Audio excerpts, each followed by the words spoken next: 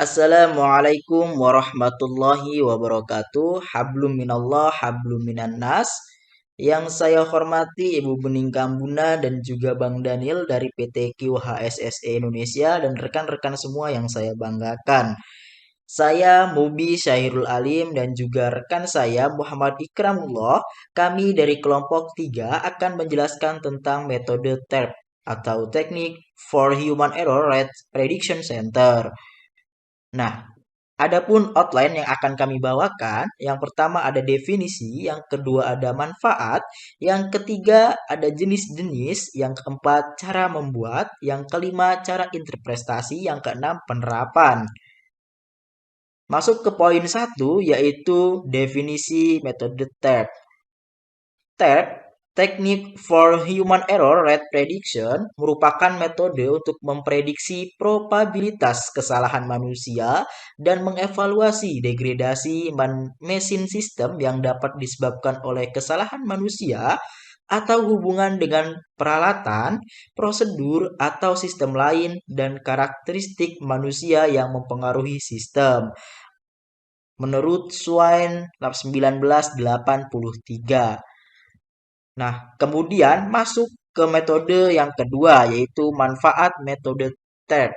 Manfaat metode TERP itu sendiri yaitu mengurangi potensi bahaya kecelakaan kerja. Selanjutnya masuk ke poin 3, yaitu jenis-jenis atau variasi metode TERP. TERP system memiliki 5 dependency level, dari zero to complete dependency, kemudian ada intermediate valve being low, kemudian ada medium and high.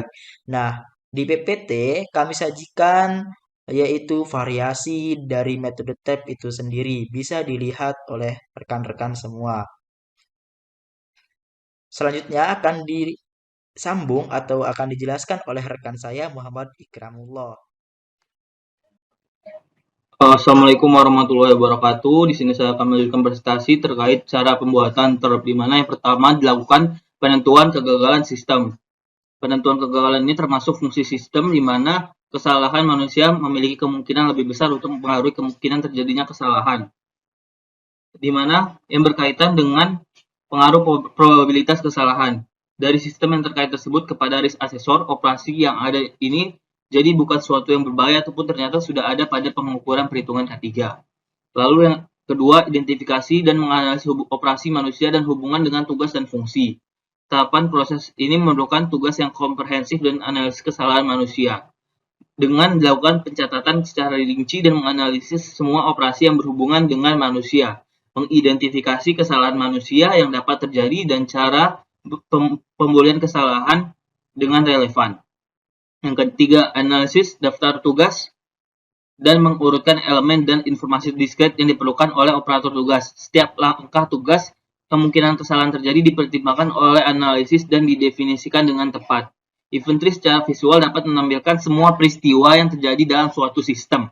Inventory menunjukkan sejumlah alur yang berbeda, yang masing-masing memiliki status ataupun konsekuensi akhir yang berkaitan. Lalu, memperkirakan probabilitas kesalahan manusia yang relevan dan efek kesalahan manusia pada kegagalan sistem. Dengan penyelesaian HRA, kontribusi manusia terhadap kegagalan dapat dinilai dibandingkan dengan hasil analisis keandalan secara keseluruhan. Lalu dilakukan rekomendasi perubahan pada sistem.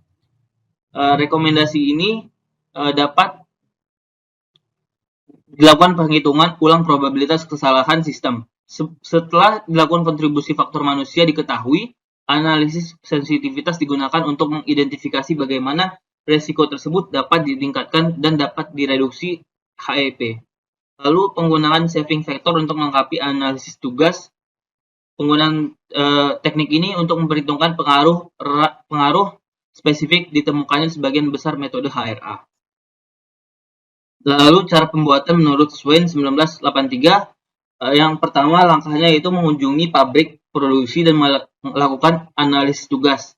Selama melakukan kunjungan ini, dilakukan wawancara kepada pekerja, instruktur, mandor, insinyur manufaktur, dan mengamati semua operasi yang dilakukan. Informasi yang diperoleh lalu dianalisis dengan paperwork dan model kerja dan dibuat HRA inventory. Interpretasi yang pertama yang harus dilakukan yaitu penyusunan HTA, Hierarchical Task Analysis. Penyusunan HTA ini bertujuan untuk mengetahui dan menguraikan tugas-tugas dengan melakukan perincian dan perangkaian elemen yang berkaitan dan informasi yang diberikan oleh operator tugas. HTA ini menjelaskan hubungan antara task dan subtask berisi catatan persyaratan, sistem, dan urutannya yang ditampilkan dalam bentuk tubular atau pictorially. Manfaat penggunaan HTA ini adalah untuk memberikan pertimbangan setiap langkah pada task. Lalu dilakukan penentuan HEP, Human Error Probability, di mana HEP ini dilakukan pada tiap pekerjaan. Akan diberikan rekomendasi sesuai dengan task yang memiliki nilai HEP tertinggi. Nilai HEP ditentukan dari perhitungan probabilitas jumlah kecelakaan kerja yang terjadi.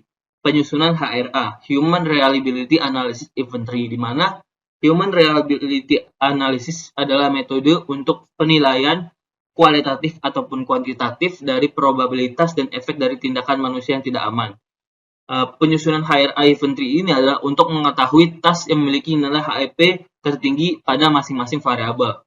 Lalu merekomendasikan perbaikan. Rekomendasi perbaikan ini dapat diberikan pada masing-masing tahapan pekerjaan yang sesuai untuk task yang memiliki nilai HEP tertinggi.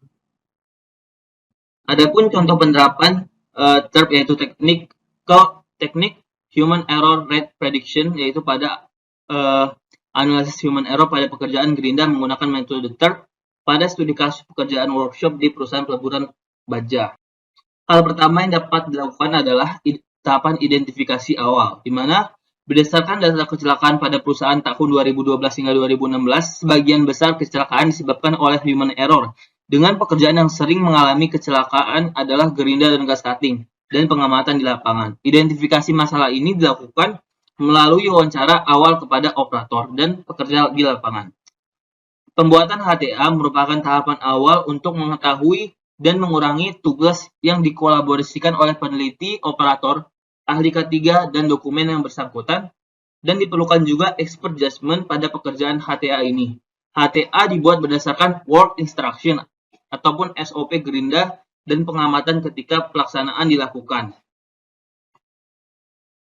Adapun berdasarkan wawancara tersebut diperoleh HTA pada tabel berikut ini, di mana pada pertama operasi kerjanya persiapan dengan sub task dapat dilihat pada tabel, lalu pengecekan peralatan, pemilihan batu gerinda, proses menggerinda, penyelesaian dan penerapan 5R.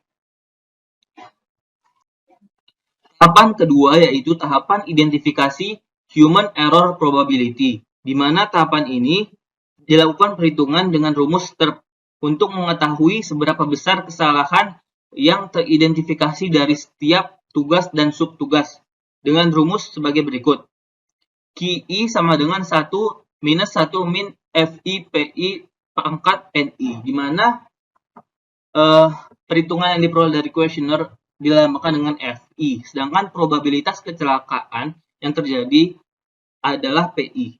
FI-PI adalah gabungan probabilitas kesalahan yang terjadi dan kesalahan yang berpengaruh pada kegagalan sistem.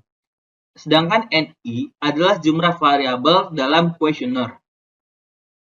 Berdasarkan tabel berikut ini dapat dilihat bahwa telah terjadi 3 kecelakaan selama 5 tahun. Lalu 8 jam itu merupakan jumlah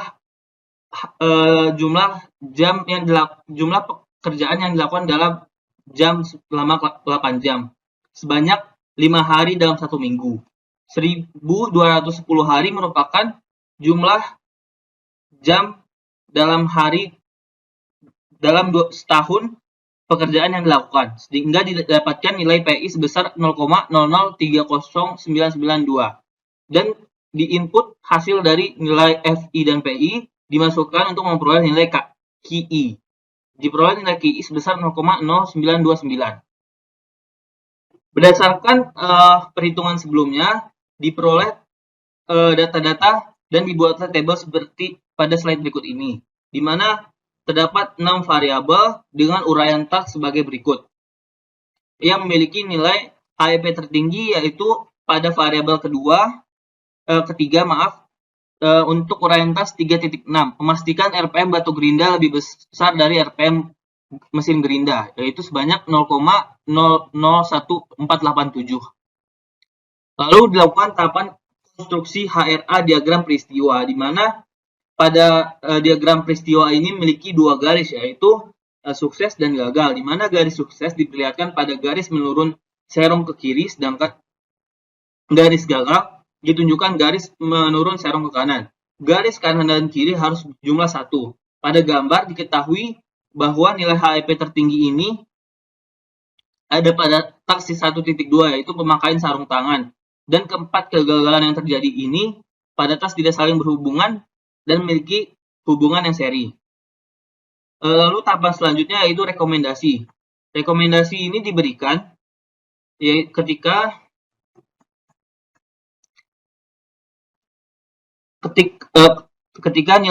diperoleh nilai HEP tertinggi, yaitu 0,001487 pada tas 3.6, yaitu memastikan RPM gerinda lebih besar dari RPM mesin gerinda.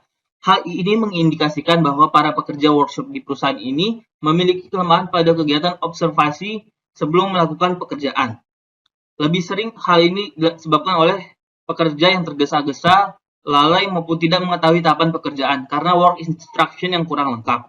Oleh sebab itu, pada tahapan ini dilakukan rekomendasi yang tepat dengan melengkapi work instruction yang kurang lengkap sesuai dengan HTA yang telah disusun oleh expert judgment. Sekian presentasi dari kami. Berikut referensi pada presentasi ini. Terima kasih atas perhatiannya. Wassalamualaikum warahmatullahi wabarakatuh.